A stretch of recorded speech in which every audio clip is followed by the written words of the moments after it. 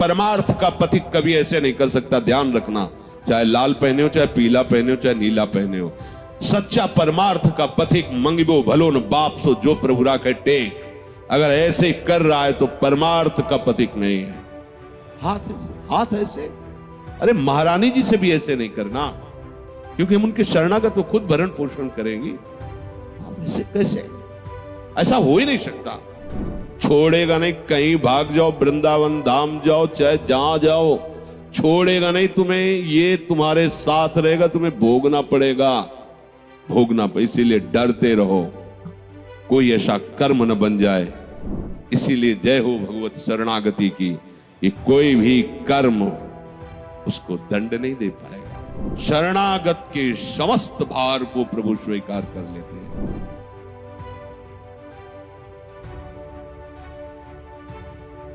जिन शरीर अथवा मानसिक क्रियाओं के साथ मनुष्य अपना संबंध मान लेता है, वो सब क्रियाओं का फल उसे अवश्य भोगना होता है। ध्यान दीजिए, ये कर्म का दलदल बहुत बुरा दलदल है, इससे निकलने का उपाय नहीं मिलता बड़े बड़ों को। भीष्म जी के पास जब भगवान युधिष्ठिर जी को लेके जाते हैं, तो युधिष्ठिर जी से कहते हैं कि ज्ञान और धर्म का ये सूर्य अस्त होने जा रहा है, ले लो जितना तुम्हें ज्ञान लेना है। भगवान कह रहे हैं कि ज्ञान और धर्म का मूर्तिमान स्वरूप भीष्म, ये सूर्य अस्त होने जा रहा है। भीष्म जी से कहा, युधिष्ठिर जी के कुछ प्रश्न हैं, आप इनका उत्तर दे दीजिए। तो आंसू भरकर भगवान से कहा, प्रभु बहुत भयानक पीड़ा है, अर्जुन के तीक्ष्ण बाण शरीर में घुसे हुए हैं, कोई अंग नहीं है जो पीड़ा से जल न रहा हो। प्रभु ऐसी स्थिति में मैं क्या उपदेश करूं? देखो कर्म का जाल कितना सुदृढ़ होता है। 6 महीने बाणों की सैया पर, बाणों की सैया। महाभागवतों में, 12 महाभागवतों में गणना भीष्म जी की, अखंड बाल ब्रह्मचारी, धर्मनिष्ठ, शास्त्रों के संपूर्ण ज्ञाता, लेकिन सैकड़ों जन्म पूर्व जो कर्म है वो सुरक्षित है, वो आकर के फल दे रहा है। भगवान ने स्पर्श किया, स्पर्श करते ही पीड़ा गई, फिर प्रश्न उत्तर हुए। हम ये बताना चाहते हैं कि कर्म कितना बलवान होता है। कोई किसी को दुख सुख नहीं देता, उसका कर्म ही उसको दंड देता है। तुम जो एकांत में पापाचार कर रहे हो, वही जब वृक्ष रूप फलीभूत होगा तो तुम्हें ऐसा दंड देगा कि कोई तुम्हें बचा नहीं। अवश्य में भोक्तव्यम, अवश्य भोगना पड़ेगा। एक ही उपाय है, बस भगवान की शरण में हो जाओ, तो हम सर्व पापेभ्यो मोक्षयिष्यामि मा शुचा।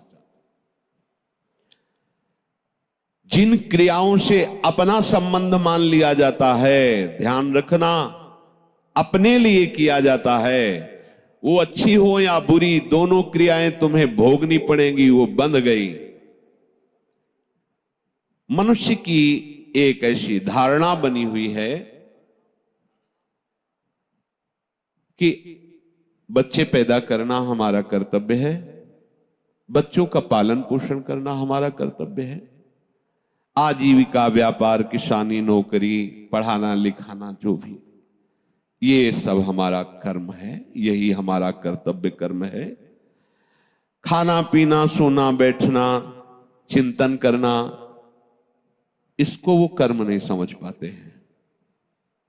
इसको वो कर्म मानते हैं कि नौकरी करना, कि शादी करना, बच्चों का पढ़ाना लिखाना, पालन पोषण, ब्याह, ये सब, ये कर्तव्य कर्म नहीं है।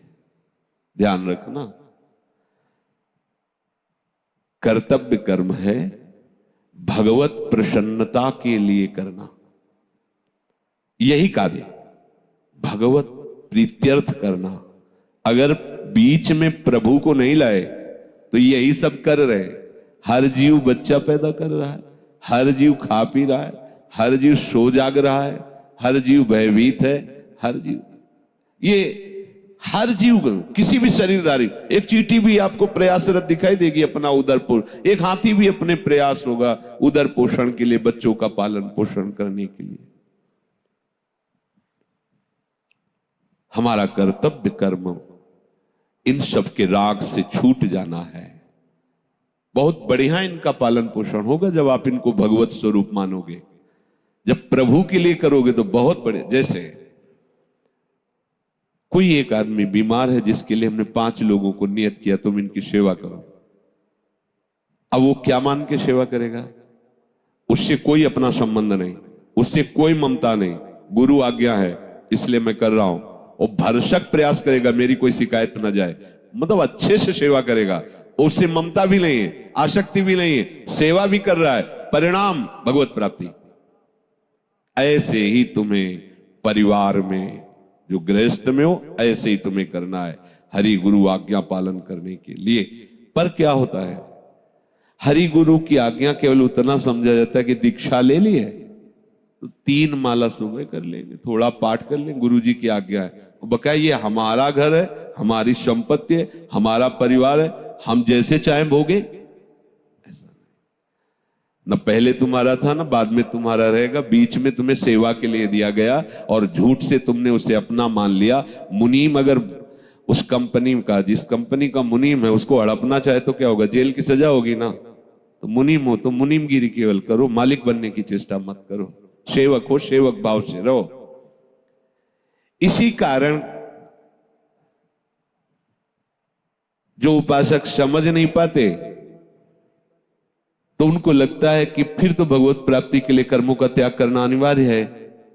परिवार छोड़ दो, व्यापार छोड़ दो, नौकरी छोड़ दो, ये छोड़ दो, वो छोड़ दो, वो छोड़ दो। ठीक, अब इसके बाद एकांत बैठ करके मनन चिंतन, भोगों का, विषयों का, खाना पीना, अच्छा शरीर सजाना, क्या ड्रामा चल रहा है, ये क्या नाटक चल रहा है, यही बात समझना है। हाँ, भगवत प्राप्ति की उत्कट अभिलाषा से जो वैराग्य जागृत होता है वो एक अलग चीज है। सुन सुना करके अपने कर्तव्य का भगवत स्वरूप मानकर पालन न करते हुए और उसका त्याग करके अपने शरीर के सुख आराम व्यवस्था के लिए भोग, ये दुर्गति का कारण बन जाएगा, परमार्थ का कारण नहीं बनेगा, समझ लेना। फिर यही होगा कि आप केवल रसेंद्री और जनेंद्री की पुष्टि के लिए चिंतन करते हुए डोलते रहोगे। देखे जो मैं जोरत हाथ लटकत, अरे केतिक आयु केतिक जीवन। कोई भी परमार्थ का पथिक कभी ऐसे नहीं कर सकता, ध्यान रखना। चाहे लाल पहने हो, चाहे पीला पहने हो, चाहे नीला पहने हो, सच्चा परमार्थ का पथिक मंगिबो भलो न बाप सो जो प्रभु राखे टेक। अगर ऐसे कर रहा है तो परमार्थ का पथिक नहीं है, केवल रोटी के लिए आज्ञा आचार्यों ने दी है। इसलिए बड़े बड़े परमहंस दरवाजों पे जाके केवल रोटी, अगर उन्होंने 10 रुपया निकाला कि भाई बाबा हमारे पास भिक्षा नहीं, 10 रुपया रख, नहीं, केवल रोटी। जो ये मान करके कि बहुत इसमें मेहनत और बड़ा समस्या है परिवार, आप बाबा जी बन जाएंगे, पूड़ी कचौड़ी हलवा तो भंडारे होते ही रहते, दक्षिणा भी मिले, कपड़ा भी बढ़िया, बड़ा आराम की जिंदगी। चलो बाबा, भूल मत करना, बहुत आग में कूदने जा रहे हो, बहुत गलत करने जा रहे हो, जिससे तुम्हारा लोक परलोक सब नष्ट हो जाएगा। पहले संतों की समाज में कुछ ऐसे संत भगवान रखे जाते थे, अधिकारी जन, कि जैसे संत समाज आ रही तो गेट में खड़े हैं, उनको लगा तुम्हारा प्रेम पट क्या है, तुम्हारा योग पट क्या है, खड़िया पलटन उत्तरे नहीं दे पाओगे। अगर गुरु परंपरागत जुड़े हो, आचार्य परंपरागत, तो आपको पता होगा। अगर आप नहीं जुड़े हो तो आप नहीं उत्तर जानते हैं, सुना ही नहीं होगा तुमने प्रेम पट किसे कहते हैं, योग पट किसे कहते हैं। तो धाम है यहाँ इसलिए नहीं, तो हम लोगों को पहले पढ़ाया गया था इस यही बात कि संत समाज में पूछा जाए, अगर उत्तर नहीं दे पाए तो काशी में कपड़े उतरा लिए जाएंगे, मार करके मार थप्पड़ ला तो उसे भगा दिया जाएगा, साधु का नाटक करता है, बदनामी करवाएगा संतों की। जब तुझे अपने मार्ग का पता नहीं, परमार्थ का पता नहीं, तो वेश धारण करके केवल उदर पोषण के लिए तो ऐसे आचरण करेगा, लोग कहेंगे ऐसे बाबा जी होते हैं। लोगों की दृष्टि क्या होती है, वो कार से शीशा खोल रहे हैं, बाबूजी 10 रुपया दे, धिक्कार है यार। महान अनंत कोटि ब्रह्मांडों के स्वामी का सेवक होकर 10 रुपए के लिए हाथ फैला दे, जिंदगी किस काम की? इससे अच्छा है लेवरी कर 350 रुपया मिलेंगे, 8 घंटे मेहनत कर 500 रुपया कमा और खूब आनंद से खा पी। ये क्या लीला है, ये क्या चरित्र है। तो जो अपने उद्देश्य को नहीं समझ पाते, केवल कार्य के भार को और कार्य ना करके उस सुविधा को देखकर, ये बहुत बड़ी हानि होती है। ध्यान रखना, ऐसे लोग भगवान को कष्ट देने वाले कहे गए हैं। वेशधारी हर एक बहुत बुरा लगता है। हमारे आचार्यों ने, महापुरुषों ने बहुत निषेध किया है। केति कायु केति जीवन काहे विनाशत काज हटकत।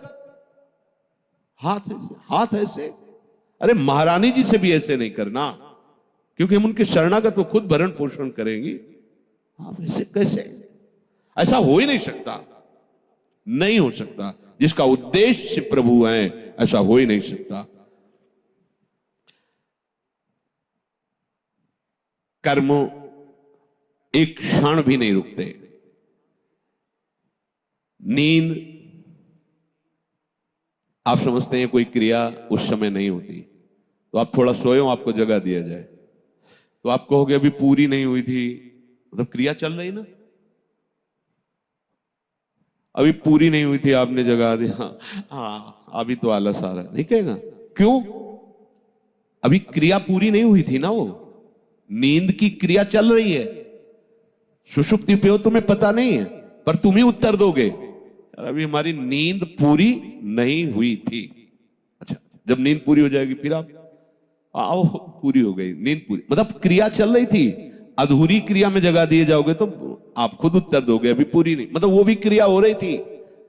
आप सुषुप्ति में थे पर क्रिया चल रही थी प्रकृति की, तभी तो आप कहते हो ना कि अधूरी हुई। चिंतन, सूक्ष्म चिंतन चलता ही रहता है। स्थूल शरीर की क्रियाएं नींद आदि, सूक्ष्म शरीर की क्रियाएं चिंतन आदि, समाधि आदि, ये सब कारण शरीर तक की। जैसे मूर्छा में है, कारण शरीर काम कर रहा है, चिंतन बंद है, स्थूल शरीर पड़ा हुआ पर कारण शरीर का, अगर वो ना रहे तो चेतना कैसे आएगी? वो भी क्रिया चल रही, एक क्षण भी बिना क्रिया के नहीं रह सकते। तो शरीर से अहंकार पूर्वक जितनी क्रियाएं होती हैं वो हर शरीरधारी को भोगना होता है। इस कर्म जाल से बड़ा प्रचंड भूत है ये कर्म, छोड़ेगा नहीं। कहीं भाग जाओ, वृंदावन धाम जाओ, चाहे जहां जाओ, छोड़ेगा नहीं तुम्हें, ये तुम्हारे साथ रहेगा, तुम्हें भोगना पड़ेगा। किडनी फेल, भोगना पड़े, अवश्य में भोक्तव्यम। हाँ, भगवान की शरण में तो ऐसे गोद में रख के पार करवा देंगे, भोगना पड़े। इसीलिए डरते रहो, कोई ऐसा कर्म न बन जाए। बन गया आकाश में उड़ गया, तुम्हें लगा कि वो कोई जाना नहीं, निपट गया, नहीं, वो तुम्हारी खोपड़ी में बैठा है। अब वो तुम्हारी बुद्धि पे शासन करके वहीं ले जाएगा, वही करवाएगा जिससे तुम्हारी दुर्गति होगी, तुम्हें दंड भोगना पड़ेगा। कर्म किसी का सहयोग नहीं लेता, वो खुद इतना बलवान होता है कि तुम्हें दंड देने के लिए उसे किसी सहयोग की जरूरत नहीं, वो सब सहयोगी तैयार कर लेगा। जिस समय वो दंड फलीभूत होने का, वो केवल इंतजार करता है समय का, जहां समय आया हिसाब किताब बराबर कर देगा। डरते रहो, आज्ञा के विपरीत कोई कर्म न बन जाए। इसीलिए जय हो भगवत शरणागति की, कि कोई भी कर्म उसको दंड नहीं दे पाएगा। देख लो, पूर्व में जो संचित गोदाम है उसमें आग लगा दी।